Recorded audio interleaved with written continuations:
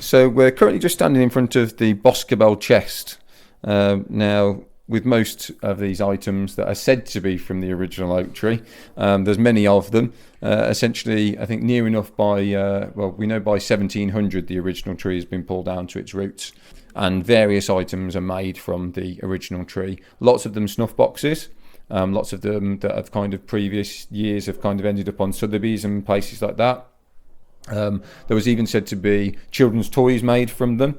But eventually by 1700 they're pulling the roots out. They've pulled them the full amount out of it. Now the Boscobel chest itself, the carvings that you see are Victorian. The front section of it is Charles I raising his standard in Nottingham. So that's the start of the Civil War. And that's 1642, and then later on the lid you've then got 1651, and this is the end of the Civil War. Now historians, they'll say there's the first Civil War, the second Civil War, maybe a third Civil War or whatever. The hearsay with this is the start and the end. 1651 is obviously when Charles is here, and you can see, as usual, like we used to do on the school tours, follow the sniffer dog's nose, and it points in the direction of Charles hiding in the oak tree there. You can just see the brim of his hat and his nose and his face poking out there.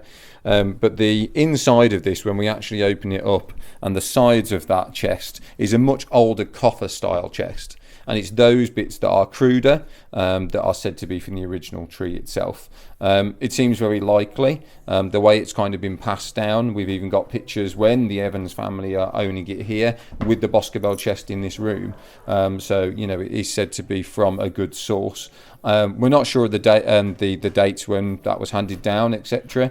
But it's one of those ones where it's kind of got a good lineage for it being an actual, a piece of the tree itself. You've got that picture of the honeymoon couple, which is in this room in the parlour, and you can see the Boscobel chest there as well. I was just thinking, let's say it was from the 1660 to 1700 period, and then perhaps it's 1800s when all the carvings are added. That sort of makes it grander. It's then been elevated, let's say, like every bit of Victorian kind of history here. It's the house itself. It is. It's just being given that extra layer and that extra bit of depth. But the chest itself, I mean, if we look at the sides of it, you can see the coffer style chest, that earlier chest. It's literally just very much a triangle cut out at the very bottom of a plank piece of wood, and that's making it look like legs. It's a very simple chest.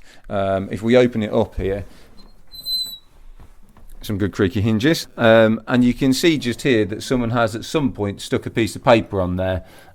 Some of it's missing off the front of it because it's quite old, but I'll read the bit that I can do. Our carved oaken coffer, the front representing the king, and then we've got a load missing, hid in the oak, and roundhead soldiers with bloodhounds. The top represents the Battle of Nottingham. Well, the top, that should be the front of it, as I mentioned, because the top of it would be the lid, carrying the news of the battle to the castle.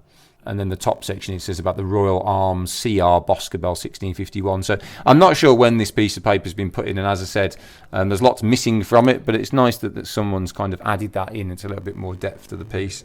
And as you can see on the inside there, we've got quite old hinges. We've got a particularly old locking mechanism for it. But it's just a much earlier chest with some add-ons from later.